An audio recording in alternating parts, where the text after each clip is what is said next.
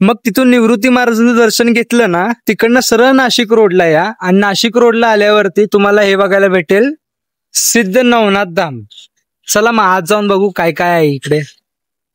आतमध्ये एंट्री केले बघा तुम्हाला हे असं मंदिर बघायला भेटेल.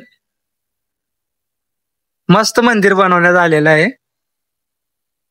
इथे या बाजूला पूर्ण हवन वगैरे केलं जातं आणि मंदिराच्या चारही बाजूने ना मस्त झाडं लावलेली आहे ती बघा. आणि हे आपलं मंदिर आहे बघा. आतमध्ये एंट्री केल्यावरती तुम्हाला बाप्पांचं दर्शन होईल. त्याच्यानंतर इथे लाईनीनेच बघू शकता तुम्ही, खूप मूर्त्या आहेत. प्रत्येकाची नावं खाली लिहिण्यात आलेली आहेत बघा. त्याच्यानंतर तुमचं होईल बजरंगबलीचं दर्शन. तिथून पुढे आल्यास तुम्हाला शनी महाराजांचं दर्शन होईल.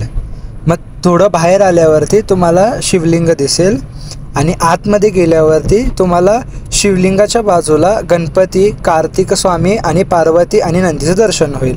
त्यानंतर तिथे पुढेच खूप सुंदर अशी मूर्ती बसवली गेली आहे. त्याच्यानंतर तुमचं दर्शन होईल 12 ज्योतिर्लिंगाचं. त्यानंतर थोडंसं पुढे आल्यावरती तुमचं दुर्गादेवीचं दर्शन होईल. नंतर पुढे आल्यावरती सर्व नाथ जे आहेत म्हणजे 84 सिद्धनाथ आणि नवनाथ ह्या सर्वांचं दर्शन एकाच ठिकाणी होईल. त्यानंतर तुमचं नवग्रहांचं दर्शन होईल. तुम्ही मूर्ती बघू शकता कशी कोरली गेली आहे.